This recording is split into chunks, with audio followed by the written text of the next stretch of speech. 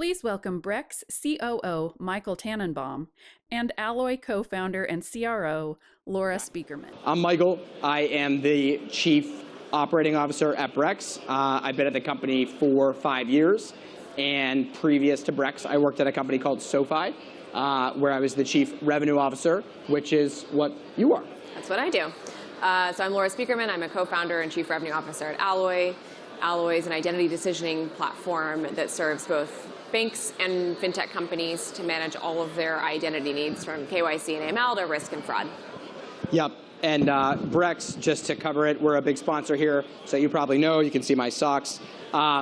We are a corporate credit card and expense management platform. So I'll try to speak into the microphone.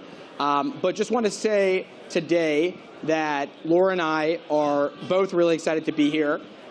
We have been mutual customers since 2017, which I think speaks very much to the nature of the SaaStr conference and kind of what a lot of people are here to be about and learn about, which is growing and scaling. So we met in 2017. I think we had coffee and you paid for it on a Brex, and I was exactly. like, what is this? I showed that the card worked. Yeah. And so we're both mutual customers. We've scaled with each other, which I think is a really nice story and definitely speaks to the conference. I'll let you talk about your conference experiences. Yeah, I think we first came in 2015 or 2016 when it was still in New York.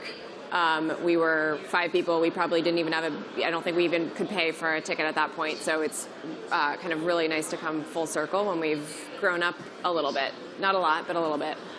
Yeah, and I think, so what I've found being at Brex and focusing obviously on growth, that's always the number one thing, but in the regulated space that we operate, we're a fintech, and so we've got a number of risks. Laura and I are going to talk about those today. But I think over time, risk really evolves, and these constraints that you have, they don't go away, but they become they change and they become more important over time, but they're also important at the outset. And so I think it's really important when you think about risk to think about how it evolves as you grow. Right, so when you're an early stage company, back at the stage that Laura and I were talking about, some of you might be that stage in the audience, you really have to, you're just trying to make a business and you don't really have that much to protect, to be frank. And so risk management at the early stage company level is quite different than it's going to be as you get larger. And so just to give some examples from my time at Brex, really early on, Brex, we were early to the corporate credit card space. At that time, Marqeta, which a lot of people know is a vendor that people use, they didn't offer credit. And so Brex kind of hacked the system to pre-fund these Marqeta accounts like a debit card, without getting into too much of the details, to make it so we could offer credit even though it didn't exist. Because as many of you all know, in the US at least, everybody wants a credit card. Debit card, at least from a company's perspective, is not as desirable.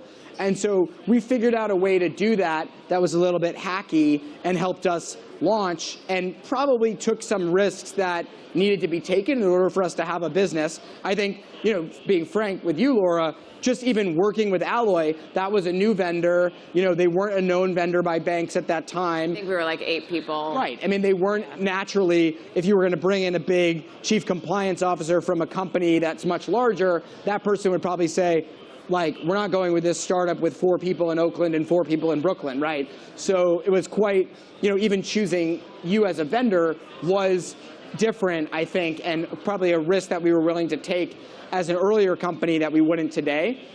Fast forward to today, you all probably are aware, crypto accounts in particular became really hot at the end of last year, and a lot of people were looking for Brex Cash, which is our bank account-like product, to offer crypto savings accounts with crypto yield. And a lot of pressure was put on me internally to approve that. And I didn't do it because I said, I have nothing against crypto. I own crypto personally. But I thought for our customer base, because we have this risk management brand to uphold, it wasn't the right thing. We didn't understand exactly the source of the yield. And us recommending it put us at a lot of risk for doing that, because Brex customers turn to us to be a trusted counterparty, and they want to make sure that our products offer the safety and security they expect from our brand. And so that was an example where early on we had nothing to protect, but later we really did. I think we work so closely with early stage fintech companies in particular, at the beginning when they're thinking about building their risk protocol, appetite, tools, systems, et cetera, I think there's two primary types of risk that they have to be mindful of. One is fraud, and fraud grows as you scale, right? So it's not necessarily linear. I think we're seeing that today as it's like going completely out of control. But once you're getting fraud, one, that's kind of a good thing, right? It means you're like on the map. Right. It means maybe you're doing some marketing and you're attracting some attention. Two, you also want a little bit of fraud because you want to know what it looks like. You want to be able to control it. You want to learn from it. You want to sort of take note of which identities are doing what those profiles look like, et cetera. But the second kind of risk to be really thoughtful of in the early days is just compliance risk. So think about anti-money laundering, stuff like that. That's more binary. That's like you can get it. You can be breaking the law when you have 0 customers, $0, like nothing exciting going on, which sucks. It's a hard thing to deal with, and it's an expensive problem. I think the tides have turned a little bit, and what's encouraging about fintech in this moment, at least, I think, is having a really good handle on compliance. So it doesn't mean like be the biggest bank worth of compliance, but something that's appropriate can be an asset. And it can get you the bank partnerships that you're looking for. We see this all the time when people come in really prepared with great compliance packages. Right. They're going to zoom through that process and launch faster, get to revenue faster. Yeah, I mean, I think compliance, it's one of those, for the most part, it's kind of binary. Like there's rules and you got to follow them. I think you don't want to comply yourself out of business, right? So obviously you can't, if you just focus on compliance all the time, and I remind our risk teams about this all the time. It's like, if we take no risks, we have no business. So there's nothing to protect, right? So that's an important lesson. But at the same time, I also have this kind of concept of the schmuck test, which I made up.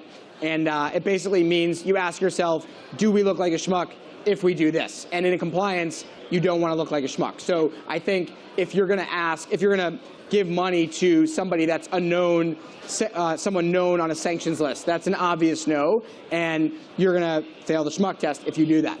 So that actually gets to another concept, which is risk appetite.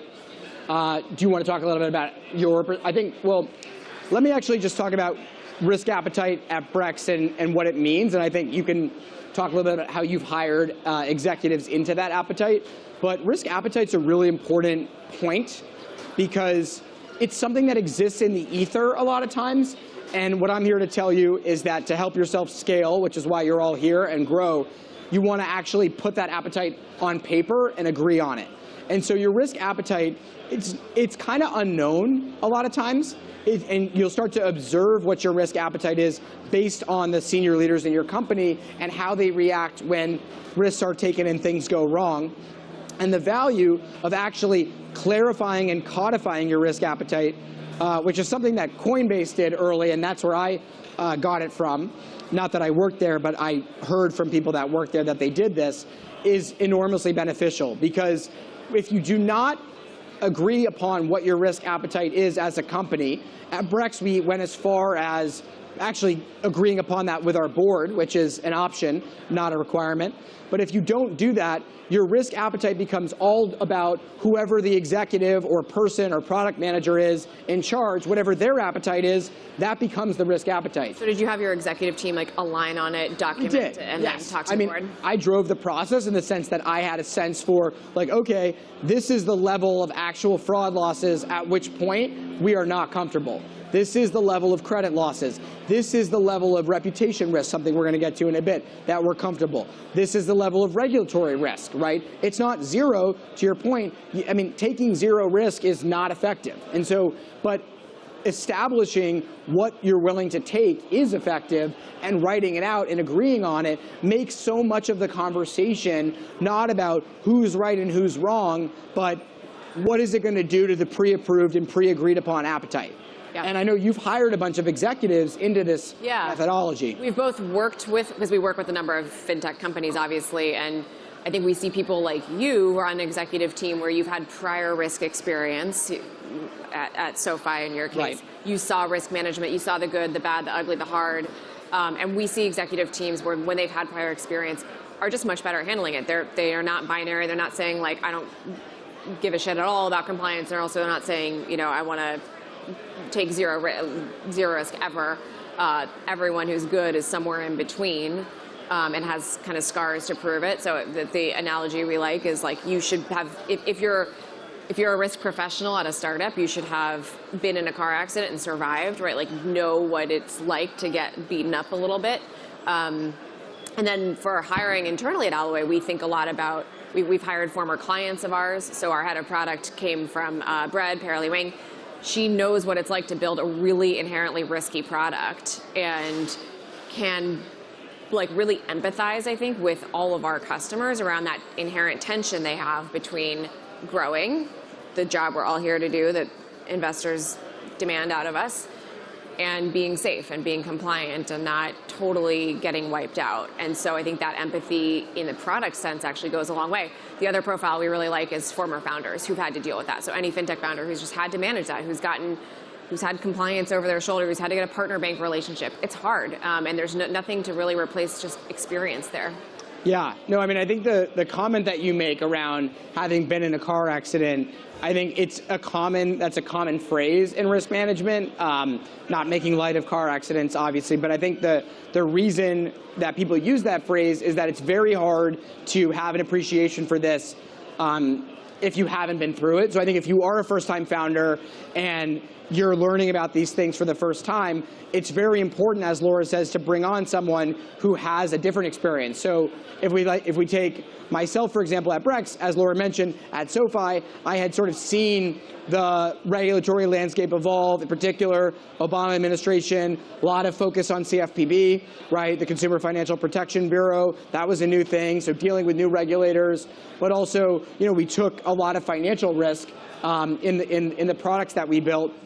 And so I could take that perspective and talk about what had worked previously, what hadn't worked. And I think that is the kind of car accident-like experience that you want when you're talking about hiring someone into a specific risk appetite. And so that rather than have this tension, though, between someone who has experience and who doesn't, that brings you back to the value of pre-agreeing upon what is the appetite that you're willing to take. Yeah, know the risks you're taking.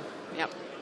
And so I think with that, one thing that we've also found in our jobs and roles is that risk appetite and risks are not just about financial and regulatory, although those are commonly discussed. Yeah, and they escalate. You might have someone on your team who's dealing with the financial or the regulatory risks. Hopefully you've hired someone great, but maybe it's a consultant, whatever. These other types of risks are probably an executive team, founder, CEO, CRO, whatever level type, risk conversations to have. So reputational risk, brand risk. I know you guys have some kind of recent learnings around how you think about some of those risks. Right. Yeah, I mean, it gets back to the kind of continuum or spectrum point around risk management, which is that, when you're an early stage company, and I remember when Brex was a couple people, we're just launching, you're just trying to get your name out there, right? You don't have a brand to protect. You don't even have a brand, right? And so at that point, you don't have to be so strategic and careful, and that starts to evolve as you get larger. And so if you're gonna try to do take this conference, right? When Brex was really early, we might have done more things that are like stunts or ways to get attention because we had to get our name out there. And then as you start to get bigger and you're like a big sponsor, you're gonna do less because you don't need to do that. You're known for a brand, and you move not into like super conservative mode, but more into something to protect. And I think one of the biggest things that people miss a lot of times when they're talking about risk management and talking about brand is that your brand, especially for fintechs, is a big reason, is very tied into your ability to manage risk. And I go back to the crypto example that I gave earlier, and you see this with unraveling we've seen it as especially in crypto recently, as things have changed, as people lose confidence in your company, it has a flywheel effect on your ability to do business, and you start to lose customers, you lose confidence, and then more customers drop. And so it can be this unraveling of a brand. And so you really need to be thinking about, even if you're a marketing professional or not marketing, you want to be thinking like, how can I protect this brand as a part of my risk management? And that also extends to PR.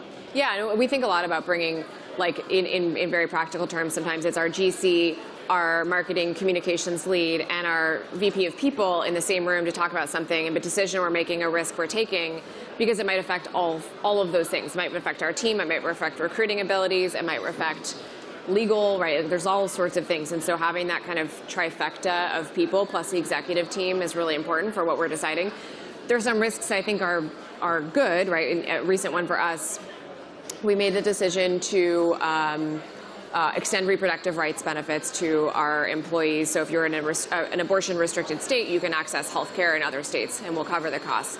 It doesn't come without consequences for us. We have employees who may not like it. We have customers who may not like it, but it was important for us, and it has those costs, that kind of like cost-benefit analysis we had to do with those three parties plus the executive team lined up. And so I think you have to sort of think of what it's not always just a cost, it's not always just a benefit, there's both.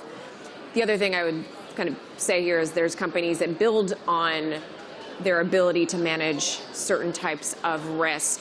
So Apple has built in a ton around data privacy, for example. Like that's a thing we, as consumers, we all know is part of their brand. Right. Yeah, it's a good point. You can sort of turn it around and try to actually make it a strength of yours. Right. And so I think if you hear Laura say, like, if the way that you're going to respond to a crisis is get, your people team, your marketing, and your compliance all together or legal, I think that's also the way you want to be proactive about your brand, right? And so one of the things that we used to do and still do at Brex is you think about, like, what are the 2 to 3 things you hope that people don't say about your company next quarter? Yeah. And I think that kind of planning and that kind of strategy it's a good way to be proactively defensive, in the sense that you kind of think about, well, what could somebody say, or what story could they write, or what could be the problem heading into the next 3 months, and how am I going to proactively prevent that?